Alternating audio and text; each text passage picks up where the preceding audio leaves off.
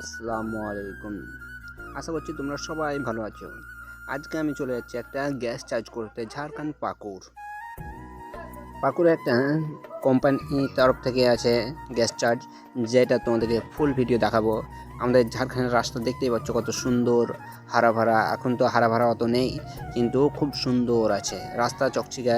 এখন ঝাড়খণ্ড সরকার খুব উন্নতি হয়েছে। এটা একটা হাসপাতাল আছে এখানে। হাসপাতালটা বেশ মানে বড় আছে, কিন্তু আদিবাসী তো অত চলতি নেই, আদিবাসী এলাকা। তো আর বেশি দেরি করবো না, চলো কাজটা দেখাই।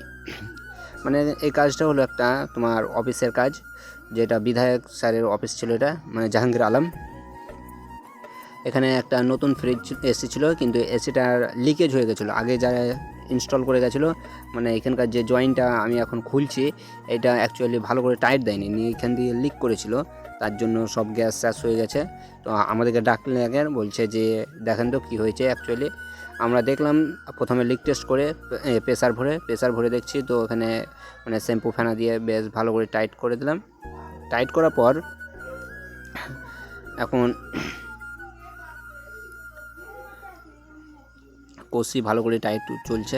মানে ভিডিওটা রিপিট হয়েছিল, বুঝতে পারছি না, তার লাগে মানে আমার ভয়েসটার একটু প্রবলেম হচ্ছে। আশা করছি ভালো লাগবে, তোমরা দেখো পুরো ভিডিওটা, মানে কিভাবে সহজে গ্যাস চার্জ করবে। আর মেন কথা হলো একটা কি, গ্যাস চার্জ করার আগে তোমাদেরকে ভ্যাকাম করা মাস্ট জরুরি। ভ্যাকাম করতেই হবে। মানে খোলার সময়তেই ফ্লাওয়ার যেটা বলে, মানে তোমার দুই মুখটাকে চওড়া করতে হয়। আশা করি তোমরা যারা এসি কাজ করো তারা সবাই জানবা।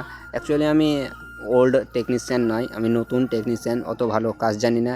তোমাদের কাছে কিছু শিখতে চাই, তার জন্য ভিডিও বানাই। যদি আমার কোনো ভুল টুল হয়, তাহলে আশা করছি তোমরা অবশ্যই ধরিয়ে দেবে যে এটা এরকম করলে বেশি ভালো হবে ভাই। হ্যাঁ, আসলে ছোট আমি, দাদা বলার দরকার নেই, বুঝলে দাদাগুলো। তোমরা একটু যদি কোনো কিছু ভুল হয় তো অবশ্যই জানিয়ে দিও। এখন ভ্যাকাম চালু করে দিলাম এই পাইপ দিয়ে, মানে মাইনাসে নামবে, তবে কপার পাইপগুলো সব ঢেকে দিয়েছি। খালি টেপ করে নিই, যেহেতু বলছে টেপ লাগবে না, তার জন্য টেপ করলাম না।